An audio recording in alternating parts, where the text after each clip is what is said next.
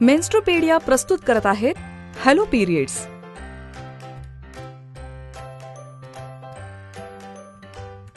ही गोष्ट आहे 3 मैत्रिणींची ज्या आज तुमच्या सोबतच एक खूप महत्वाचा आणि मजेदार विषय शिकणार आहेत.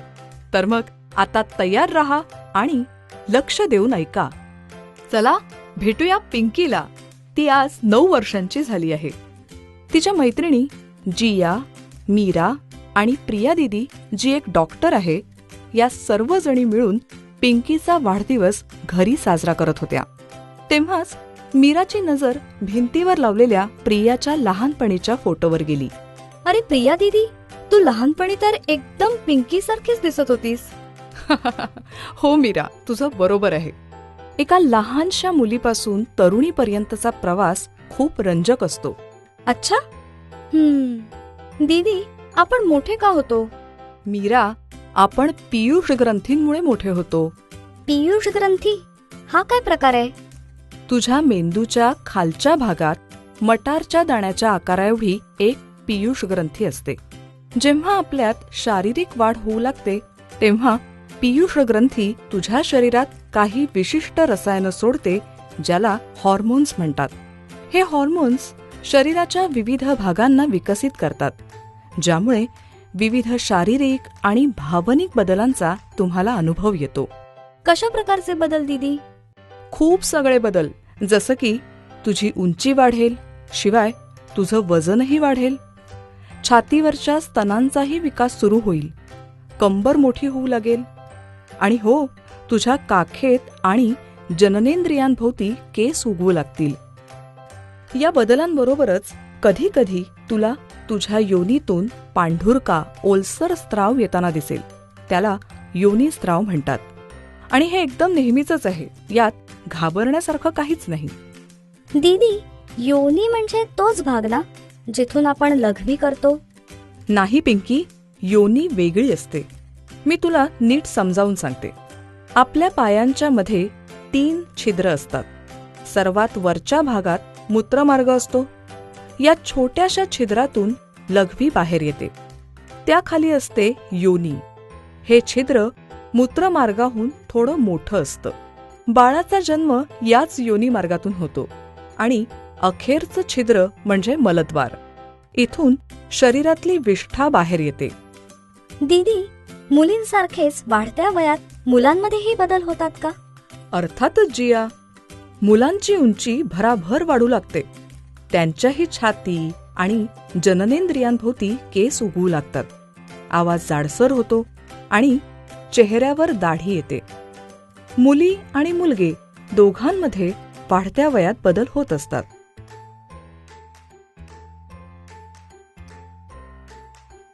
अच्छा, आता समजलं की आपली वाढ कशी होते.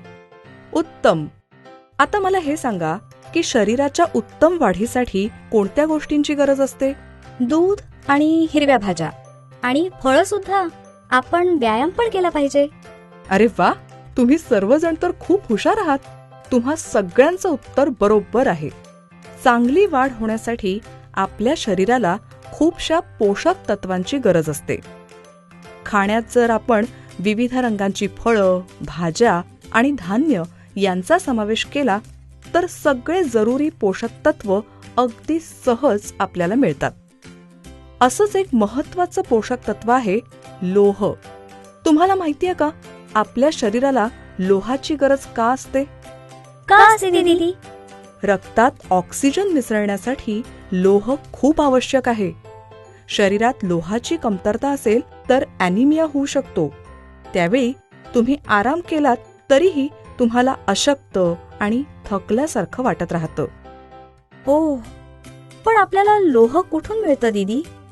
लोह मिळतं ते मटार, पालक, बटाटे, डाळी, सुकामेवा आणि मच्छीमधून. आणि विटॅमिन सी युक्त अन्नासोबत लोह खाल्लं गेलं तर आपल्या शरीराला अधिक प्रमाणात लोह मिळतं. विटॅमिन सी मिळतं ते आवळा, संत्र, लिंबू आणि आंबा यासारख्या फळांमधून. अरे वा, आंबा तर माझं खूप आवडतं फळ आहे. खाण्याच्या या गप्पांमुळे मला तर आता खूप भूकच लागलीये दीदी. हो पिंकी, चला गरमागरम जेवण जेवूयात.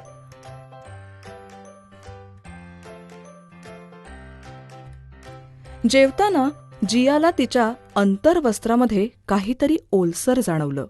ती लगेच बाथरूममध्ये गेली.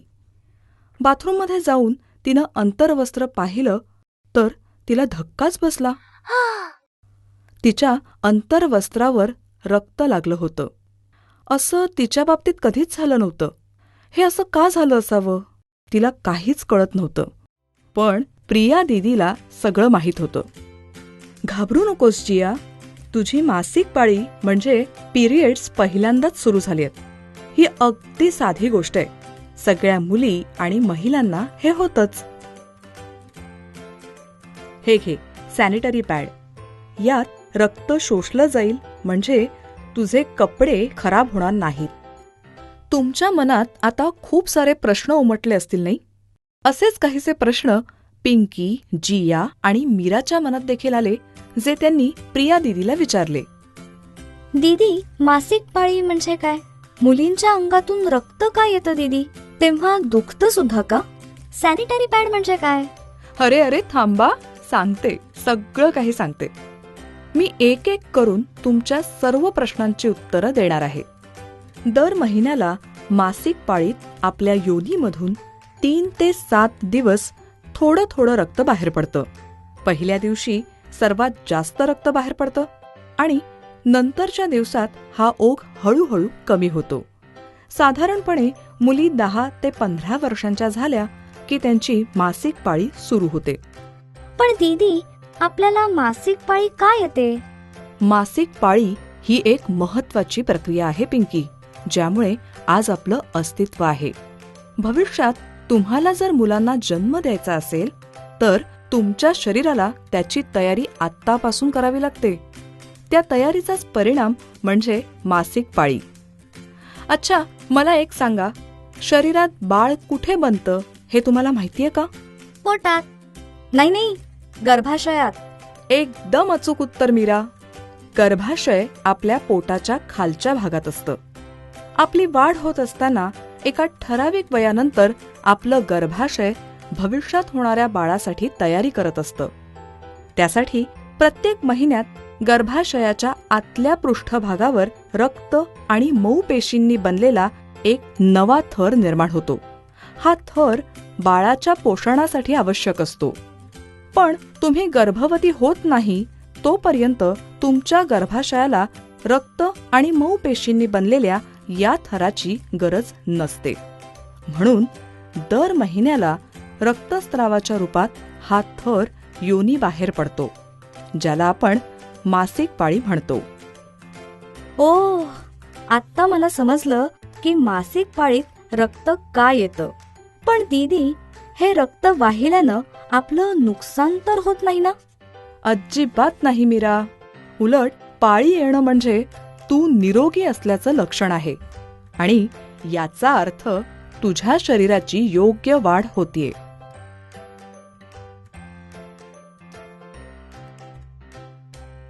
दीदी, मासिक पाळी का येते हे तर मला समजलं, पण पुढच्या महिन्यात पाळी कधी येईल हे आपल्याला समजू शकतं का?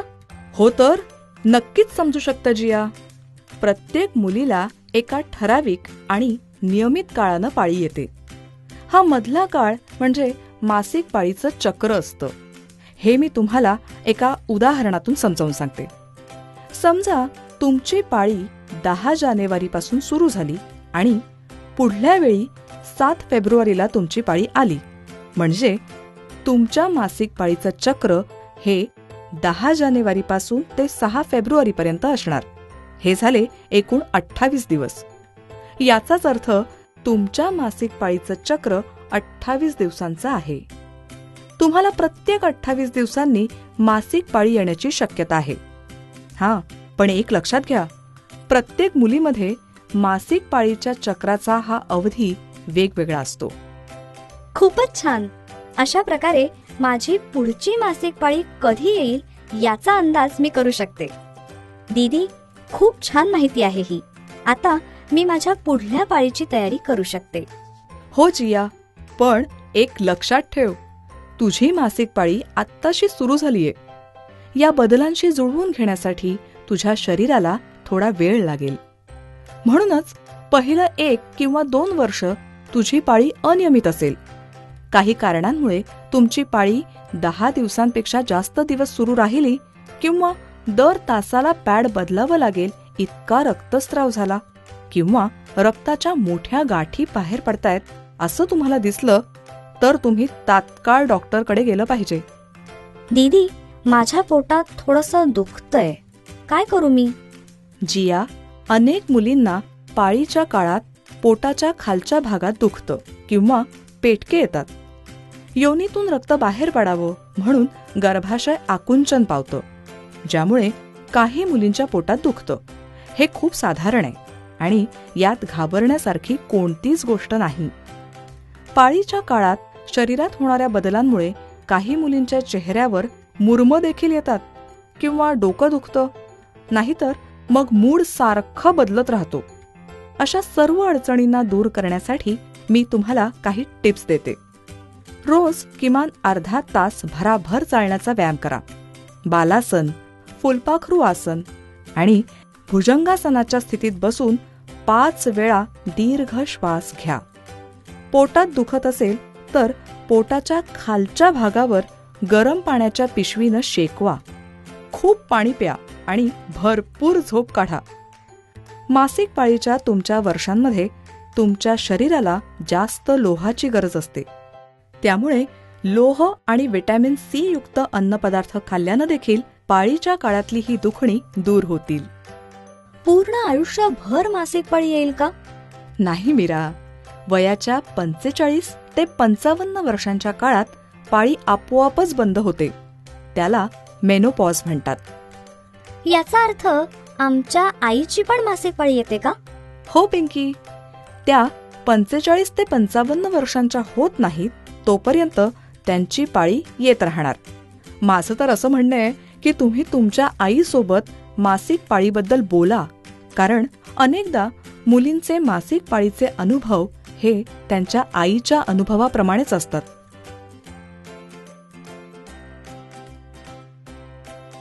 दीदी, आज तर तू खूप महत्वाच्या गोष्टी सांगितल्यास, पण हे सॅनिटरी पॅड काय असतं? पाळी दरम्यान येणारं रक्त शोषून घेण्यासाठी सॅनिटरी पॅड वापरलं जातं. हे एखाद्या पातळ लांब गादीप्रमाणे असतं, ज्याला आपण अंतर्वस्त्रामध्ये अशा प्रकारे ठेवतो की पॅडचा शोषून घेणारा भाग हा बरोबर योनीच्या मुखाला झाकून टाकेल. अशा प्रकारे ते योनीतून बाहेर येणारं रक्त सहज शोषून घेऊ शकतं आणि आपलं अंतर्वस्त्रही खराब होत नाही. पण हो, सॅनिटरी पॅड वापरताना काही गोष्टी लक्षात ठेवणं गरजेचं आहे.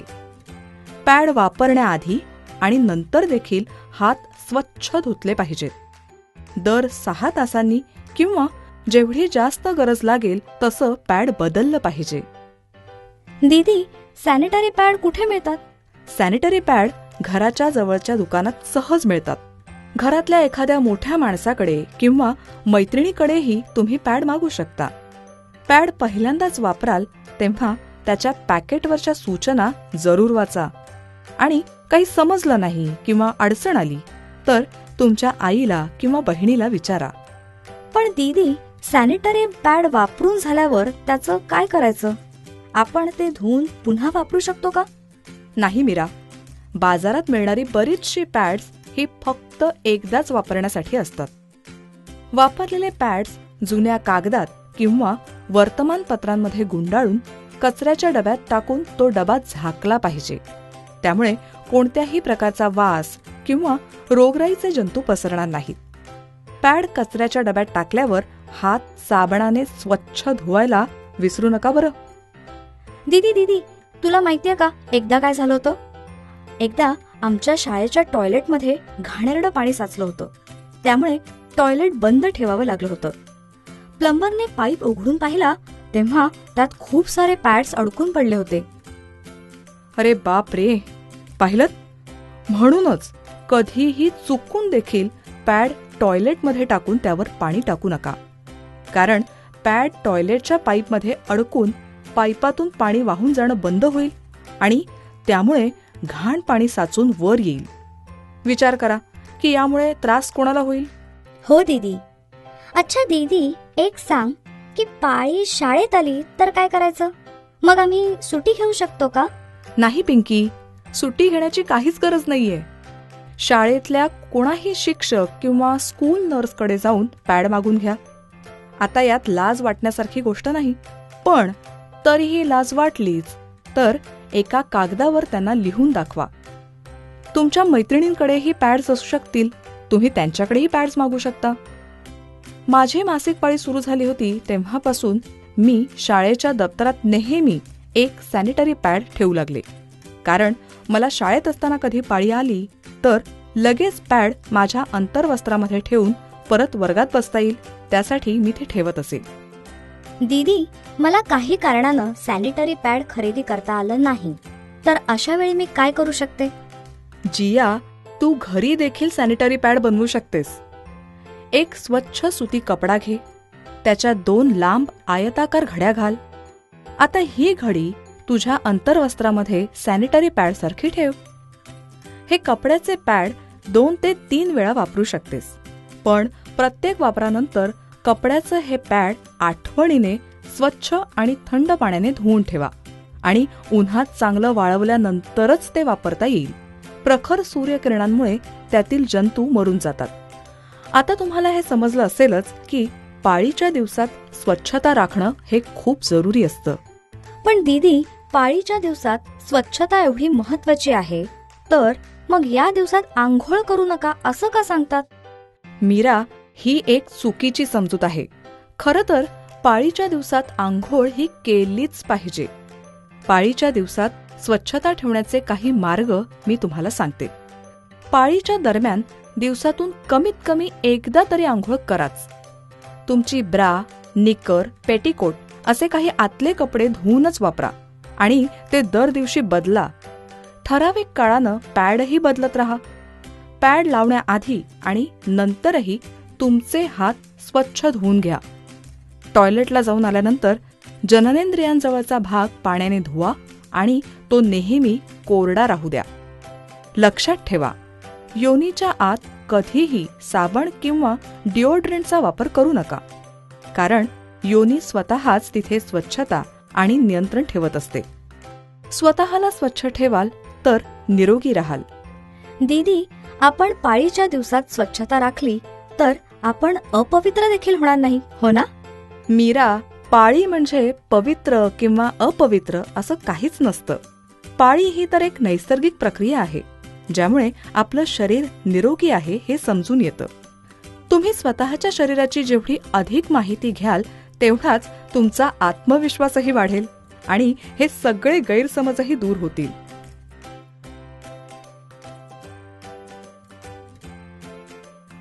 पाळीच्या काळात थोडा बहुत त्रास प्रत्येकीलाच होतो. त्यासाठीच या दिवसांमध्ये एकमेकांना जरूर मदत करावी आणि एकमेकांची काळजीही घ्यावी. दीदी, आज तू पाळीबद्दल इतक्या सगळ्या गोष्टी सांगितल्यास खरंच खूप मजा आली. पण या एवढ्या सगळ्या गोष्टी मी लक्षात कशी ठेवू? मला तर अजून एकदाही पाळी आली नाहीये. अगं, म्हणून तर पिंकी, मी तुझ्या वाढदिवसासाठी एक खास भेट आणलीये. हे घे. यात काय आहे दीदी? अरे वा, मेन्स्ट्रुपेडिया कॉमिक बुक. हो पिंकी, या कॉमिक बुकमध्ये सुंदर अशा चित्रांच्या माध्यमातून पाळीबद्दल अत्यंत सोप्या आणि रंजक पद्धतीनं समजावून सांगितलं आहे. तुला हे वाचून खूप मजा वाटेल आणि खूपशा नवीन गोष्टीही शिकायला मिळतील. थँक्यू प्रिया दीदी. मी, मीरा आणि जिया हे कॉमिक बुक एकत्र बसून वाचू, हो ना? हो, अगदी बरोबर.